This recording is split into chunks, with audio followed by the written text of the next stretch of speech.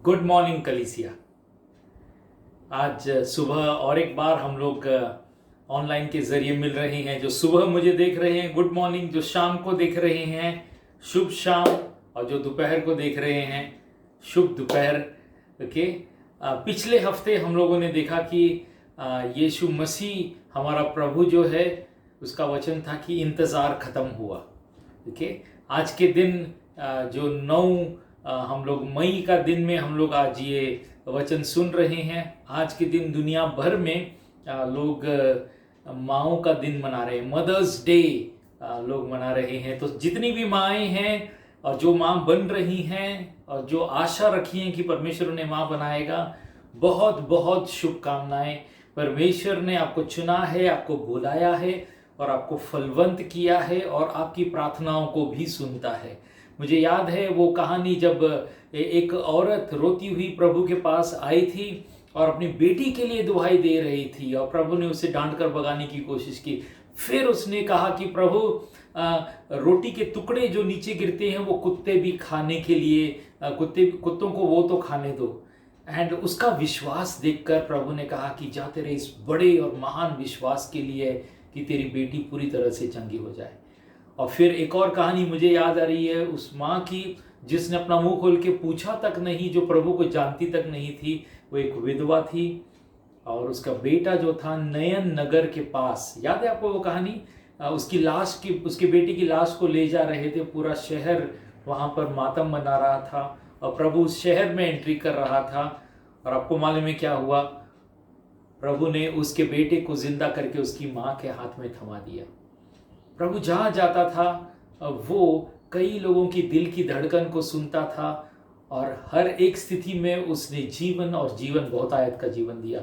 यहाँ तक कि जब प्रभु क्रूस पर थे, उन्होंने अपनी माँ मरियम को नीचे देखा तो उन्होंने यूहन्ना से कहा, यूहन्ना आज से ये तेरी माँ है, और मरियम से कहा आज से ये तेरा बेटा है। उसने हर एक माँ की बहुत सुंदरता से देखभाल की और आज भी वो हर एक माँ की देखभाल कर रहा है, हर एक माँ की प्रार्थना को सुनता है। जिसने तुम्हें बनाया है उसने अपना हृदय तुम्हारे अंदर दिया। उसके अंदर एक माँ का और बाप का दोनों का हृदय है। सो खुश रहो, संतुष्ट रहो, ये जानो कि हमारा प्रभु आज भी जिंदा है, आज भी हमारे लिए वो सब कुछ कर रहा है। ठीक है, तो आज का वचन जो मैं आपके सामने लेकर आ रहा हूं उसका शीर्षक है कि यीशु को कोई रोक नहीं सकता। आमीन, यीशु को कोई रोक नहीं सकता। आज हम पिछली बार जो कहानी छोड़े थे यीशु के जीवन में जो भी घटनाएं मत्ती की किताब में लिखी हैं उसके दौर से चलते हैं और किस प्रकार प्रभु क्या कर रहा था, और उस नजरिए को देखते हैं और प्रभु के साथ मिलकर हम जय जयकार मनाते हैं और अपेक्षा करते हैं कि आज भी परमेश्वर हमारे साथ है और वैसे आश्चर्य कर्म वो हमारे बीच में करेगा। आमीन। आइए प्रार्थना करते हैं। प्रभु यीशु मसीह में धन्यवाद देता हूँ। धन्यवाद प्रभु कि आज जैसे हम अपने अपने घरों में हैं, अलग अलग परिस्थितियों में हैं, हम जानते हैं कि प्रभु आपको कोई रोक नहीं सकता हमसे मुलाकात करने के लिए। और इस वक्त हर एक के जीवन के लिए मैं कहूँगा प्रभु, जो मुझे सुन रहे हैं, पवित्र आत्मा हर एक को स्पर्श कर, हर एक को छू ले प्रभु, हर एक को एक चिन्ह दे कि तू उनकी प्रार्थनाओं को सुन रहा है। हर एक के मन में एक नए विश्वास को जगा प्रभु कि किस प्रकार तूने चिन्ह चमत्कार चंगाइयाँ दुष्ट आत्माओं को निकाला था उन दिनों में, उन समयों में, आज भी तू वो करता है और करता रहेगा। मैं मांगता हूँ प्रभु तेरी बातें जो तूने की थी जैसे मैं बयान करूँगा, पवित्र आत्मा हर एक को छूना तू और हर एक के विश्वास को तू दुगना चौगुना करना। यीशु मसीह के नाम से मैं प्रार्थना करता हूँ, आमीन। तो आइए आज की कहानी जो है हम लोग मत्ती 8:23 से उठाते हैं, जहाँ पर हमने पिछली बार छोड़ा था कि हमने पिछली बार देखा था कि एक कोढ़ी को यीशु ने ठीक किया और उसके बाद एक सूबेदार आया और प्रभु के चरणों में बैठ गया। उसने कहा कि मेरा नौकर गांव में घर पर ठीक नहीं है। प्रभु ने उसके कहने पर अपने मुंह से कह दिया और उसका नौकर उसके गांव में ठीक हो गया। फिर उसके बाद प्रभु पतरस की माँ के ससुराल में आए और उसकी सास को चंगाई दी और उसके पूरे गांव को यीशु ने दुष्ट आत्मा से और बीमारी से जो भी थे सबको चंगाई दी। अब उसके बाद प्रभु को जो है प्रभु वो बढ़ते जा रहे हैं। और आज का जो है उससे कहानियों में हम देखेंगे कि कई बार प्रभु के विरुद्ध में कई चीजें उठी, लेकिन प्रभु ने जो तय किया था उसने वो पूरा किया।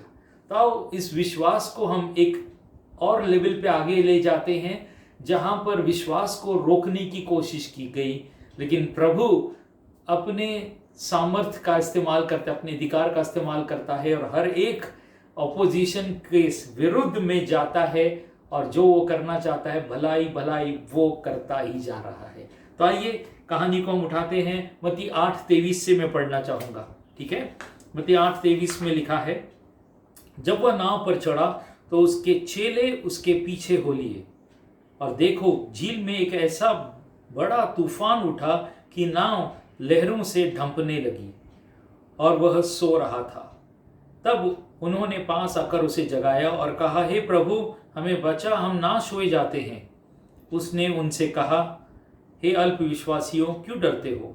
तब उसने उठकर आंधी और पानी को डांटा और सब शांत हो गया, और लोग अचंभा करके कहने लगे कि यह कैसा मनुष्य है कि आंधी और पानी भी उसकी आज्ञा मानते हैं।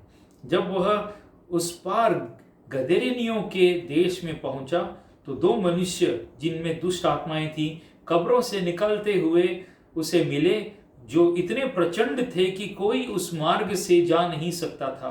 और देखो उन्होंने चिल्लाकर कहा, हे परमेश्वर के पुत्र, हमारा तुझसे क्या काम, क्या तू समय से पहले हमें दुख देने यहाँ आया है। उनसे कुछ दूर बहुत से सुअरों का एक झुंड चर रहा था। दुष्ट आत्माओं ने उससे यह कहकर विनती की कि यदि तू हमें निकालता है तो सुअरों के झुंड में भेज दे।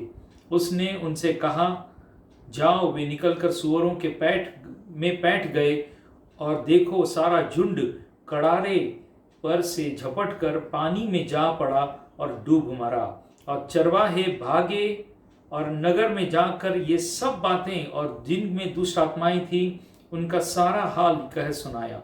और देखो सारे नगर के लोग यीशु से भेंट करने को निकल आए और उसे देखकर विनती की कि हमारे सिवानों से बाहर निकल जा। आमीन।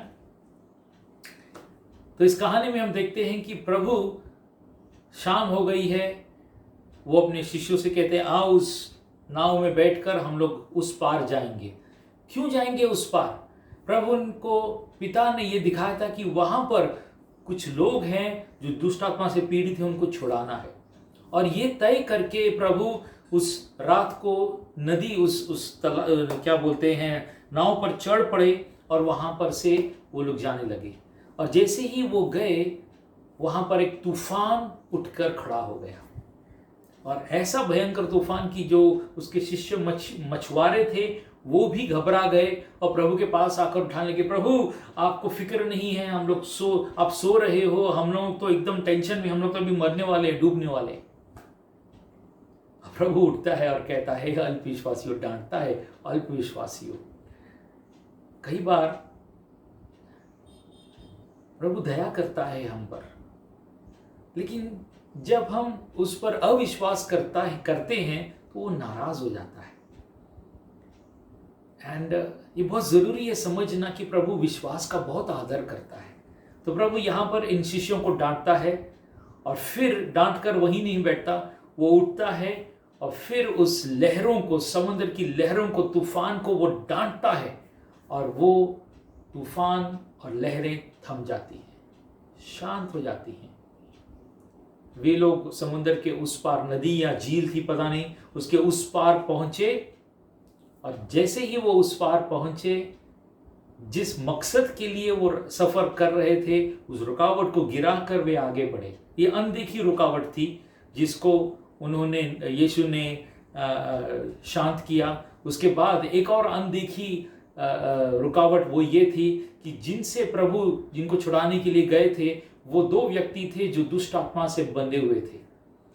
शास्त्र में अगर आप मरकुस की किताब, लूक और यूहन्ना में पढ़ते हैं, जब आपको ये कहानी मिलती है तो उसमें मालूम पड़ता है कि उसमें बहुत सी दुष्ट आत्माएं थी यहाँ तक कि वहां के लोग उस रास्ते पर से जाना बंद कर दिया था। जैसे कि वो बोलते हैं ना कि भूत बंगला बोलो या बोलते हैं ना खंडहर है, ऐसी डरावनी जगह थी। और ये जो दो पुरुष थे वे बिना कपड़ों के, हाथों में चेन बंधी हुई है, इनको कोई रोक नहीं सकता। इतनी अचानक से इतनी शैतानी ताकत आ जाती है कि इनके अंदर से इनकी चेन टूट जाती है वगैरह वगैरह। आपने जैसे हॉरर फिल्मों में देखा होगा, सचमुच का वैसा स्थिति था। और जैसे यीशु वहां पर प्रवेश करता है, उनके अंदर से दुष्ट आत्मा बोल पड़ता है, प्रभु तू क्यों आया है। सबसे पहले वो विनती करने लगते, तू क्यों आया समय से पहले। और फिर यीशु उनको आज्ञा देता है कि यहाँ से तुम इन्हें छोड़कर चले जाओ। वे विनती करते हैं कि प्रभु वो सुअर हैं बाजू में, हमें उसमें जाने की अनुमति दे। और प्रभु उन्हें अनुमति देता है, वे सुअरों में चले जाते हैं। और सारे के सारे सुअर जो वहाँ पर उधर के लोग जो थे वो उनकी चरवाहे, उनकी देखभाल करते थे। और वे सारे के सारे सुअर उस पानी में जा गिरे, डूब गए। तो जितने भी चरवाहे थे वो घबरा गए और वे भागकर शहर में गए। सारे गांव वाले शहर वालों को बताया, अरे भाई ऐसा हुआ है वैसा हुआ है। वे सारे लोग भागकर आए। अभी देखो, ये दो व्यक्ति जो थे ये उनके ही शहर वाले थे जिनको यीशु ने दुष्ट आत्मा से छुड़ाया था। वो लोगों को खुश होना चाहिए था कि अरे ये हमारे रिश्तेदार, हमारे पहचान वाले जो हैं, इनका क्या बोलते हैं, इनका छुटकारा हुआ है। वो खुश नहीं थे, वे घबरा गए और उन्होंने यीशु से विनती की, प्रभु मेहरबानी करके आप इस एरिया से चले जाएं। उन्होंने यीशु को ठुकरा दिया। अजीब बात है ना, जब प्रभु ने इतना बड़ा चमत्कार चंगाई की, इन्होंने यीशु को ठुकरा दिया। और वो दो पुरुष थे, उन्होंने कहा कि प्रभु हम तेरे साथ चलना चाहते हैं। प्रभु ने कहा नहीं, तुम जाओ और मैंने तुम्हारे लिए जो किया है वो बांटो। और प्रभु वापस चले जाते हैं। नतीजा क्या होता है, जब हम आगे पढ़ते हैं हमें मालूम पड़ता है कि ये दो व्यक्ति जो थे जिनको प्रभु ने छुटकारा दिया, इन्होंने गांव गांव, शहर शहर जाके 10 अलग अलग शहरों में जाके, डिकापोलिस जगह थी, उन सारी जगहों में यीशु का नाम फैला दिया। अगली बार जब यीशु उसके पास से गुजरे थे तो उधर के शहर के लोगों को मालूम पड़ा ये वही प्रभु आया है। और इतने दो लोगों ने इतने सारे लोगों को सुसमाचार सुनाया और सारे लोग प्रभु के पास आए। तो हम देख रहे हैं कि इन्होंने यीशु को ठुकराया, रोका, प्रभु रुक गया, लेकिन प्रभु का वचन नहीं रुका, वो फैलता गया और लोग अपने समय पर प्रभु के पीछे आने लगे। कहानी आगे बढ़ती है। हम देखते हैं कि यीशु अब मती के पास आते हैं। मती एक ऐसा व्यक्ति था जो चुंगी लेता था। चुंगी मतलब क्या बोलते हैं, नाके पर, जैसे सिटी के अंदर आते हैं, शहर के अंदर आते हैं, टॉल टैक्स होता है वहां पर। जब तक आप टॉल नहीं देंगे आप अंदर नहीं आ सकते। अगर आप सामान लेकर आए तो आपको टैक्स भरना है, तभी आपको अंदर जाने मिलेगा। और जहां तक मेरा मानना है, जो मैंने स्टडी किया है, मुझे अक्सर मालूम पड़ा कि ये जो टैक्स था ना, ये मच्छी वालों पे लगाते थे। ये जो लोग समुद्र से मछली पकड़ के लेके आते थे और वो लोग मार्केट में लाके बेचते थे, उनको पहले टैक्स भरना पड़ता था, उसके बाद उनको मछली बेचने को मिलता था। तो वहां पर ना ये उनके साथ ना थोड़ा वसूली करता था। और इस व्यक्ति के ऊपर, मती के ऊपर एक प्रेशर था कि रोम का जिस सरकार के लिए जो नौकरी मिली है, उधर से प्रेशर था, हमें हर हफ्ते का इतना पैसा होना चाहिए, मिलना चाहिए। और ये किस कारण, कुछ ना कुछ तरीके से लोगों से वो पैसा जबरदस्ती इकट्ठा करके वहां पर पहुंचाता था। कुछ पैसे हो सकता है खुद की जेब में भी डालता होगा। तो ये बहुत ही क्या बोलता है कि अपने देशवासियों के विरुद्ध काम करने वाला व्यक्ति था। और इसके भी एक दोस्त थे, उस प्रकार के दोस्त थे, उनका एक सम्मेलन था, एक टीम था उनका। और जब प्रभु ने मती को चुना, मती को बुलाया, मती सब छोड़ छाड़ के, ऐसा लग रहा था कि उसके अंदर एक आग थी सच्चाई के लिए और उसके पास कोई सहारा नहीं था। वो सच्चाई के पीछे चलना चाहता था और उसका हृदय एक गवाही दे रहा था कि जो वो कर रहा है वो गलत है। और मती ये सब छोड़ के प्रभु के पीछे चल निकला।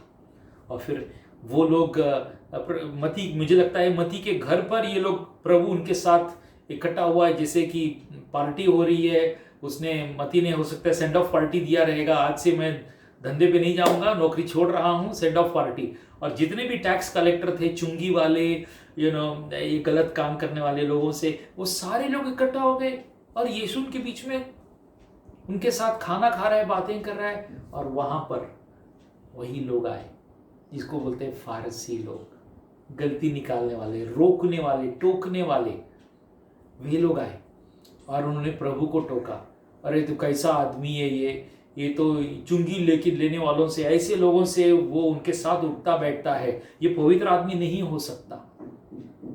और आपसे सच कहता हूं, यीशु इतना पवित्र है और उसका सामर्थ्य इतना है कि जो अपवित्र लोग हैं वो भी पवित्र हो जाते हैं उसकी उपस्थिति में जाकर। जैसे कोई बीमारी यीशु के नजदीक आती है और चंगाई में परिवर्तन हो जाती है, जब मौत उसके सामने आती है तो जीवन हो जाता है। जो अपवित्र लोग उसके सामने आते हैं वे प्रभु की महिमा देखकर पवित्र होने लगते हैं, यीशु को अपनाने लगते हैं। और ऐसा ही होने लगा, कई लोग प्रभु को जीवन देने लगे। मैं इन दिनों में खबरें सुन रहा हूं और देख भी रहा हूं कि कई लोग जो गलत कामों में बंधे हुए थे वे सब छोड़ छाड़ के, उनका विश्वास अब पैसा नहीं है, उनका विश्वास अब प्रभु है और प्रभु उनके जीवन में चिन्ह चमत्कार कर रहा है।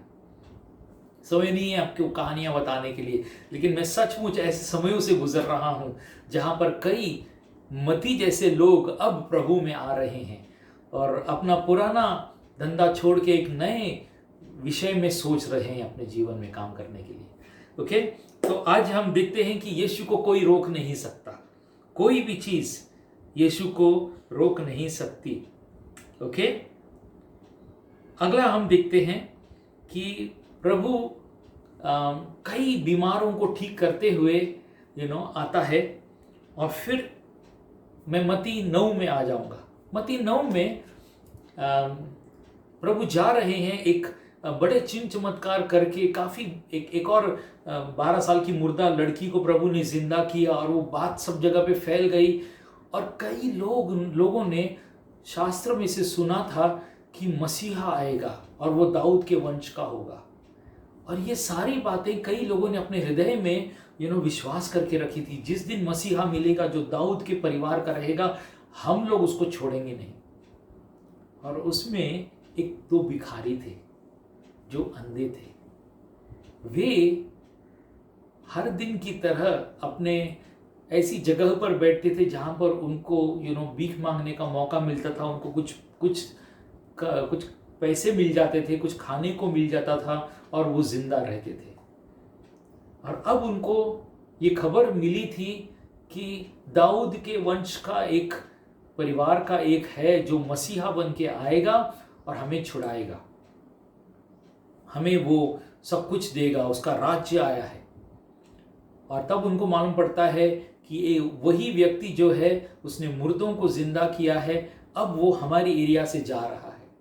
और ये लोग चिल्लाने लगे, जब यीशु उस दर से गुजरे तो ये लोग चिल्लाने लगे, हे दाऊद की संतान, हे दाऊद की संतान। उसे वो उस विश्वास से कहने लगे जिस विश्वास से शास्त्र में बातें लिखी गई थी यीशु के विषय में। और उसे कहने लगे कि हम पर दया कर। बहुत ज़रूरी है कि उसकी प्रार्थना क्या थी। आप भी समझिए कि हम प्रभु से अपना क्या बोलते हैं चिन्ह चमत्कार कैसे खींच सकते हैं। तो यहाँ पर इन्होंने, अंधों ने जो सुना था हृदय में छुपाया था, मुंह खोल के बोलने लगे। सारे लोग जा रहे हैं, यीशु भी जा रहे हैं, वे चिल्लाने लगे, हे दाऊद की संतान, हे दाऊद की संतान, हम पर दया कर।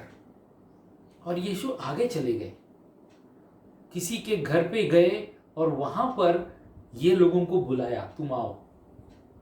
अब सोचो, इनका रोजी रोटी है, अगर आज इनको भीख नहीं मिली यहां पर तो घर में क्या खाएंगे।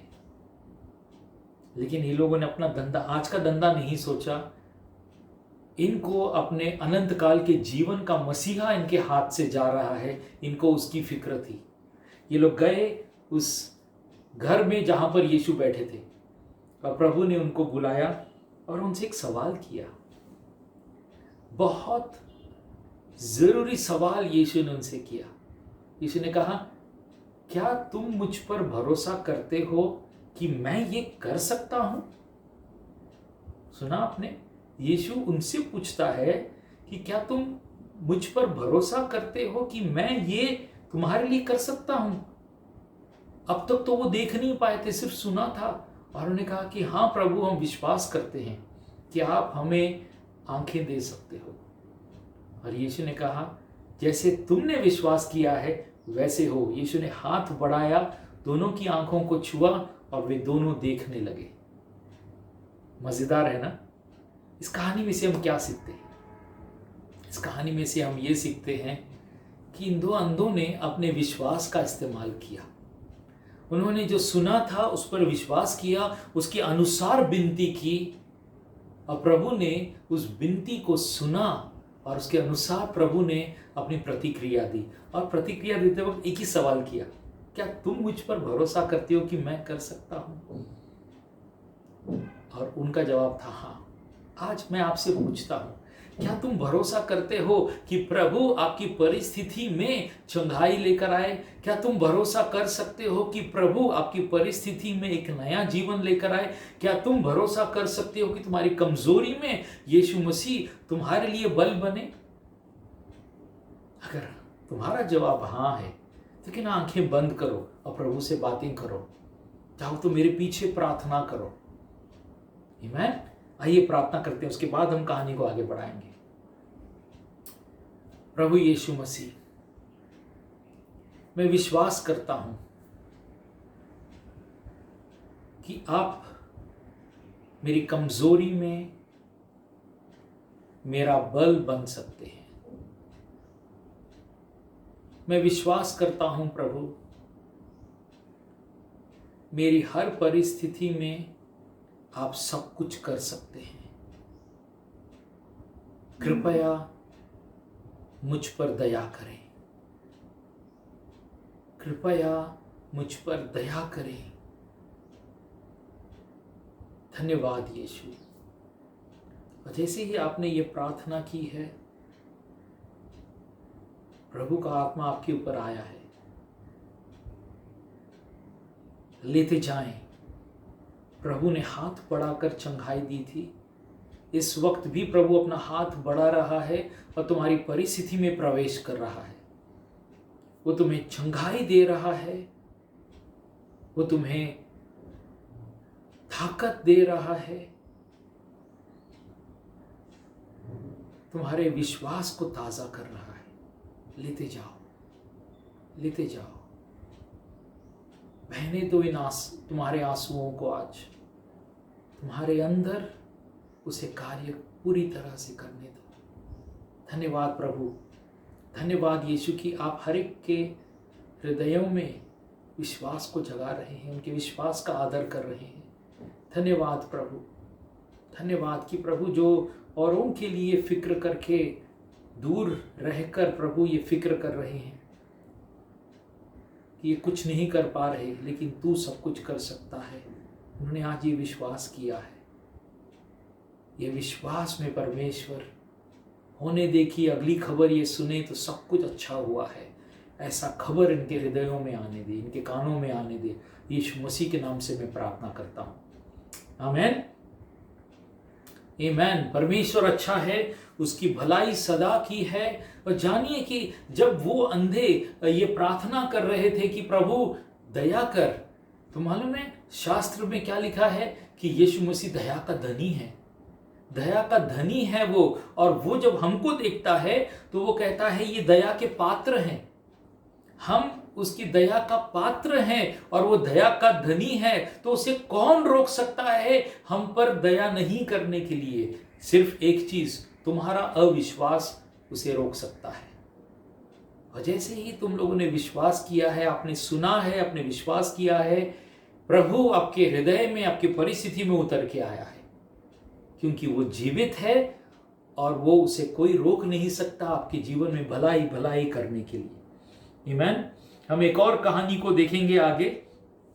ऐसा होता है कि एक और व्यक्ति को वे लोग लेके आते हैं जो मूका था, जो बोल नहीं सकता था।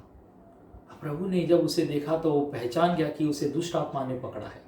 यीशु ने दुष्ट आत्मा को उसके अंदर से निकाला और वो लड़का जो था वो बोल पड़ा, उसका मुंह खुल गया और वहां पर परमेश्वर की महिमा हुई। और हम देखते हैं कि यीशु का यश जो था वो फैलता गया। मैं यहाँ पर कहानी आप स्टॉप करूंगा और आपसे कहना चाहूंगा कि जब प्रभु ने ये तय किया कि मैं नदी के उस पार जाऊंगा और उन लोगों को छुड़ाऊंगा, तो उसे रोका गया। कहां से, किसने रोका? अंधकार की शक्तियों ने उसे रोकने की कोशिश की। लेकिन जब यीशु सामने गए तो अंधकार की शक्तियां उसके सामने झुक गई। जानो कि हमारा प्रभु कहीं ज्यादा शक्तिशाली है। कोई भी अंधकार की शक्ति, हर एक चीज उसके सामने झुकती है। हालेलुया, आमीन। और हम देखते हैं कि यहां पर भी एक और जगह पे जब अंधों ने उसके पास विनती की तो प्रभु उसे उसकी परिस्थिति से बाहर निकाले। उसे पहले बाहर निकाला, उसको अपने पास बुलाए और फिर उसे चंगाई दिया। आपको क्या लगता है कि ये दो अंधे अगले दिन भी जाके वहां पर बैठते होंगे और भीख मांगते होंगे? मुझे नहीं लगता। जहां तक मैंने शास्त्र में सुना पढ़ा है कि वे हर जगह पे जाके बताने लगे कि यीशु ने उनके जीवन में क्या किया है। यीशु ने उनके जीवन में क्या किया, वो हर जगह पे जाकर बताने लगे। ओके, एक और कहानी और अंत करना चाहूंगा। एक कहानी ये है कि यहाँ पर हमने शास्त्र में हम पढ़ते हैं कि यीशु एक ऐसे अपने गांव की तरफ आए, और जैसे ही प्रभु अपने गांव की तरफ आए तो किसी के घर पे वो प्रचार कर रहे थे। तो इतने सारे भीड़ इकट्ठा हो गई, खिड़की में से, दरवाजे में से, और कुछ लोग अपने दोस्त को, जिसको लकवा मारा था, उसे लेकर आना चाहते थे। सामान्य तरीके से एंट्री नहीं था, तो उन्होंने क्या किया, छत के ऊपर से चले गए, वहां से टाइल्स हटाया और उसकी खाट को जो था उन्होंने पकड़कर ऊपर से नीचे लाया। और जैसे ही वो लकवा मारा व्यक्ति नीचे आया, वो तो बेचारा बात भी नहीं कर पा रहा था। यीशु ने उसकी दुर्दशा देखी, उस पर दया की, और प्रभु ने सबसे पहले उसे कहा कि तेरे पाप माफ हुए। और जैसे ही प्रभु ने कहा तेरे पाप माफ हुए, तो लोगों के हृदयों में, वो जो वहां पर बैठे हुए फारसी लोग थे जो विश्वास नहीं करते थे, यीशु को देखकर, इतने सारी चीजें देखकर विश्वास नहीं करते, मन में बोल बैठे कि ये कौन होता है माफ करने वाला। अब प्रभु ने कहा कि तुम क्यों कहते हो कि ये कौन, परमेश्वर माफ नहीं कर सकता, और तुम्हें दिखाने के लिए ये परमेश्वर माफ कर सकता है और चंगा भी कर सकता है। वो उस व्यक्ति से कहते हैं, उठ, अपनी खटिया ले और अपने घर पे जा। और वो लकवा मारा व्यक्ति उठता है, अपने बोरिया बिस्तरा उठाता है और उनके सामने से चल निकलता है। और ये लोग तैयारी करने लगे, भड़क जाते हैं, तैयारी करने लगते हैं कि अब हम यीशु के खिलाफ जाएंगे। और वो लोग बोलने लगे कि ये दुष्ट आत्मा की मदद से लोगों को चंगाई करता है। लेकिन यीशु को ये सारी चीजें रोक नहीं सकी। लोगों के इल्जाम या दुष्ट आत्मा की हरकतें, कोई भी चीज यीशु को रोक नहीं सकी अपना परमेश्वर का राज्य बढ़ाने से। तो मैं आपसे विनती करता हूं कि तुमने जो यीशु पर विश्वास किया है, तुमने आज तय किया किसी के लिए तुम विजिट करोगे या किसी को फोन करके हालचाल लोगे, और वहां पर तकलीफ है, परमेश्वर तुमसे बता रहा है कि तुम उस स्थितियों के विरुद्ध खड़े रहोगे, तुम प्रार्थना करोगे, तुम चिन्ह और चमत्कार देखोगे, क्योंकि यीशु के नाम में सामर्थ्य है। हालेलुया। परमेश्वर तुम्हें चंगाई देना चाहता है और तुम्हारे द्वारा चंगाइयां फैलाना चाहता है औरों के जीवन में। परमेश्वर तुम्हारा इस्तेमाल करना चाहता है, और हो सकता है परमेश्वर तुम्हें चैलेंज भी करे कि जब तुम किसी की तकलीफ को सुनो, किसी की आर्थिक स्थिति को सुनो, किसी की पैसों की दिक्कत को सुनो, तो परमेश्वर चाहेगा कि तुम अपने भंडार खोल के उन्हें आशीषित करो, उनकी तरफ मदद करो, पीछे मत हटो, क्योंकि ये बोने का समय है, ताकि परमेश्वर से गुणित कर पाए। ऐसे मौकों को कभी खाली नहीं जाने देना, क्योंकि परमेश्वर तुम्हारे सामने ऐसी आवाजें लेकर आया है जो दया तुमसे अपेक्षा करते हैं, तुम उन पर दया करो। और परमेश्वर वो हृदय देखकर तुम्हारे लिए स्वर्ग के दरवाजे खोलेगा, तुम्हारा इस्तेमाल करेगा बहुतों तक पहुंचने के लिए। तो तैयार रहिए, परमेश्वर आपके जीवन में, यीशु मसीह बहुत कुछ करना चाहता है, उसे करने दे। अपना विश्वास प्रभु में बनाए रखें। एक और वचन मुझे याद आ रहा है कि जब भी हम प्रभु पर विश्वास करते हैं तो हम पर गलत इल्जाम लगने लगते हैं, हम वो लेकर बैठ नहीं जाए। मत्ती 5 में लिखा है, धन्य है हो तुम जब तुम पर यीशु के नाम के कारण गलत इल्जाम लगाए जाएं, झूठे इल्जाम लगाए जाएं। वो कहता है जश्न मनाओ, खुशी मनाओ, क्योंकि तुम्हारा पुरस्कार कहीं ज्यादा बड़ा है स्वर्ग में। हालेलुया। तो आओ उस पुरस्कार की तरफ नजरें लगाएं, आओ अपनी नजरें प्रभु की ओर लगाएं और चलते रहें विश्वास का जीवन, प्रभु की मदद लेते रहें हर परिस्थिति में, हर दिन में। और देखिए परमेश्वर आपके साथ है, आपके घर परिवार के साथ है, आपके रिश्तों में है, और आपकी हर एक स्थिति में वो आपका साथ देना चाहता है। आइए प्रार्थना करते हैं। प्रभु यीशु मसीह में धन्यवाद देता हूँ। धन्यवाद प्रभु कि आज परमेश्वर हमने आपकी जीवन के स्थितियों, जीवन के पर हमने गौर किया प्रभु, किस प्रकार आप अपनी परिस्थितियों के में जा रहे थे और कोई भी चीज़ आपको रोक नहीं सकी। हर स्थिति में आप विजयी ठहरे। मैं मांगता हूं प्रभु कि ऐसा दर्शन, आपकी विजय का दर्शन हर एक के हृदय में गूंजने दे प्रभु, कि जब ये रोजमर्रा की जिंदगी में बिताएंगे प्रभु, वे जानेंगे कि वे दया का पात्र हैं और तू दया का धनी है, जो हमारे साथ है और हमारी कमजोरी में हमारा बल है। मैं मांगता हूं प्रभु वो वरदान इनके अंदर खुलने दे। और सबसे बड़ी बात मैं मांगता हूं, विश्वास का वरदान खुले प्रभु, विश्वास का वरदान जो आपसे लेने का और देने का परमेश्वर, उसमें और गुणित कर प्रभु, कि कोई भी अपने आप में परमेश्वर वो खाली नहीं रहेगा, वो पाएगा तुझसे और वो दुनिया में फैलाएगा तेरी बातों को और हर एक वो चीज़ जो तू देने के लिए कहता है। प्रभु मैं मांगता हूँ हर एक को आशीषित करना, फलवंत करना और सुरक्षित रखना प्रभु। अब्राहम की आशीष की घोषणा करता हूँ हर एक के जीवन में। व्यवस्था विवरण 28 की आशीष की घोषणा करता हूँ कि प्रभु जिस काम में हाथ डालने परमेश्वर बरकत हो प्रभु। तो स्वर्ग के दरवाजे खोलकर इन्हें आशीषित करना प्रभु, इनके परिवार वालों को सुरक्षित रखना। यीशु मसीह के नाम से मैं प्रार्थना करता हूँ, आमेन। God bless you.